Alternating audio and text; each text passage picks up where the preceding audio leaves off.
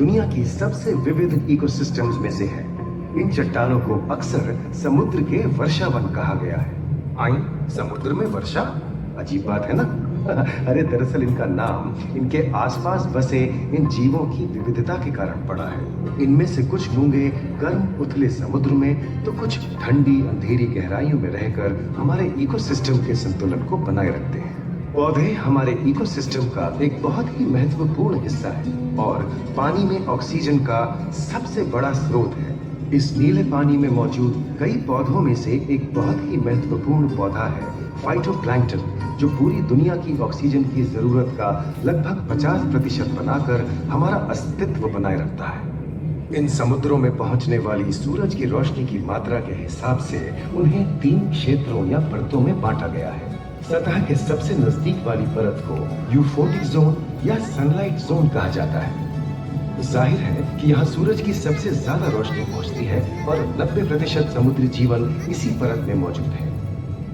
अगली गहरी परत को डिस्पोटिक जोन या ट्वाइलाइट जोन कहा जाता है। इस परत तक सूरज की सिर्फ 1% रोशनी पहुंचती है, जो पौधों के जिंदा रहने के लिए काफी नहीं है।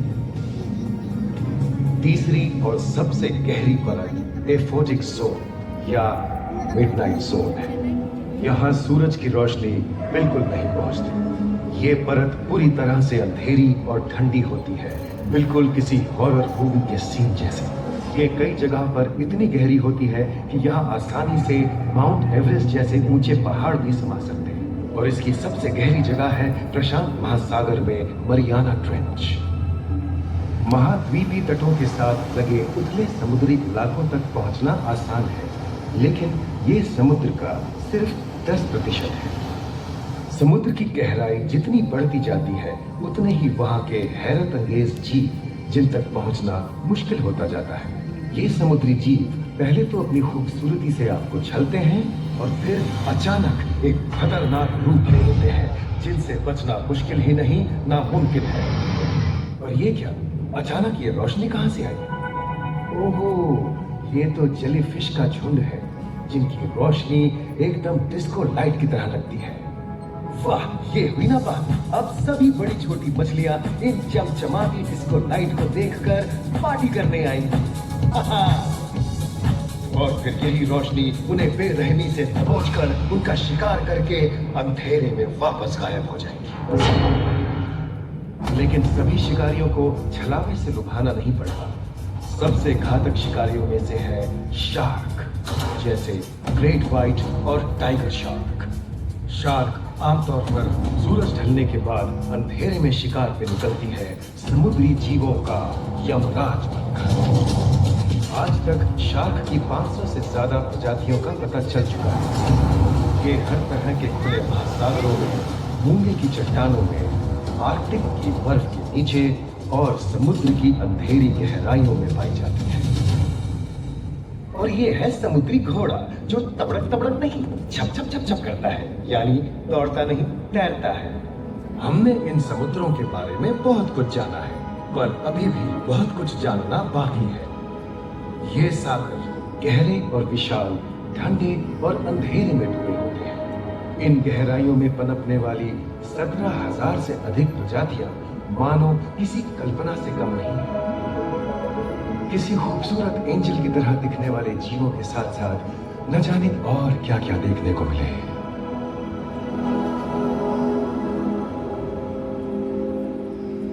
इन विशाल सागरों के इकोसिस्टम इनके बाहर तक फैले हैं।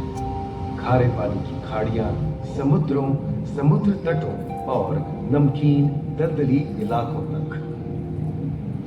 मानव जाति दशकों से प्लास्टिक, जहरीले रसायन, तेल और ऐसी कई चीजों को पानी में बहाकर समुद्रों को नुकसान पहुंचा रही है। कई समुद्री जीवों या मछलियों की दर्दनाक मौत और उनकी इस तड़प का जिम्मेदार हमारी मानव जाति ही है। पिछले कुछ दशकों में वैज्ञानिक पैमाने पर सामने आए खतरों में से एक बड़ा जलवायु परिवर्तन है, जिससे महासागर गर्म हो रहे हैं और ग्रीन हाउस गैसों की अधिकता और ऑक्सीजन की कमी के कारण इन समुद्रों का अम्लीकरण हो रहा है। सागरों के इस तरह गर्म होने से पानी का स्तर बढ़ गया है और बर्फ की चादर पिघल रही है। इस विनाशकारी बदलाव के परिणाम स्वरूप समुद्री जीवन खत्म हो रहा है और पूरे इकोसिस्टम के लिए ऐसे खतरनाक हालात हम ही पैदा कर रहे हैं। हमारी आने वाली पीढ़ी का भविष्य इस बात पर निर्भर करता है कि क्या हम आज अपने निजी जीवन से प्लास्टिक को हटाने जैसा छोटा कदम उठा सकते हैं, या फिर हम बड़े स्तर पर सख्त नियम बनाकर उन्हें लागू करें जिससे समुद्री संसाधनों का दोहन और प्रदूषण कम हो।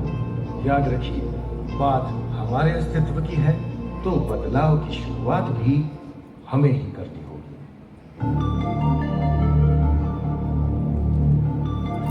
सो खत्म, बाय बाय, सो खत्म।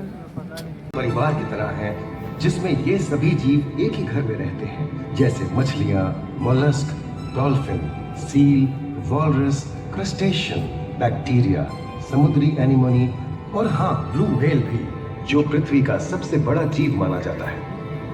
और जंतु ही नहीं, इन समुद्रों में पौधों की भी लाखों प्रजातियां पाई जाती हैं। इन विशाल समंदरों का पानी हमारी पृथ्वी का लगभग 3/4 हिस्सा है। इस धरती पर 5 बड़े महासागर हैं: आर्कटिक, अटलांटिक, हिंद, प्रशांत और दक्षिणी महासागर। ये सागर इतने महत्वपूर्ण हैं कि इनका तापमान और लहरें दुनिया के हर हिस्से के मौसम पर असर डालते हैं, चाहे वो मौसम कितना ही खतरनाक क्यों ना हो। हमारी ही तरह पानी के नीचे पनपता हर जीवन सूरज की रोशनी पर निर्भर है। जी हाँ जनाब, सिर्फ ये जंतु, मछलियां, पेड़ पौधे ही नहीं, बल्कि बैक्टीरिया जैसे सूक्ष्म जीव भी सूरज से ऊर्जा पाकर खिलखिला उठते हैं। ये देखो मिस्टर ऊदबिलाव, कितने मजे ले रहा है। देखा इसे, अपने चेहरे की पोजीशन ऐसे बदल रहा है जैसे किसी स्पा में स्टीम ले रहा हो। और वो चली मैडम व्हेल इठलाते हुए सनबाथ लेने। और ये जोकर मछली यानी क्लाउन फिश, ये तो गाना भी गाती है भाई, बिना किसी सुरताल के। हाँ, ये राख समुद्री जानती है और कोई खतरा महसूस होने पर ये कभी गुर्राती है और कभी चहकती है। क्लाउन फिश है ना। और ये डॉल्फिन हमारे स्मार्टफोन से भी ज्यादा स्मार्ट है। ये अपनी आवाज का इस्तेमाल सोनार की तरह करके एकदम सही दिशा में तैरती और एक दूसरे को संदेश भेजती है। जी हाँ, ईमेल या व्हाट्सएप से भी तेज।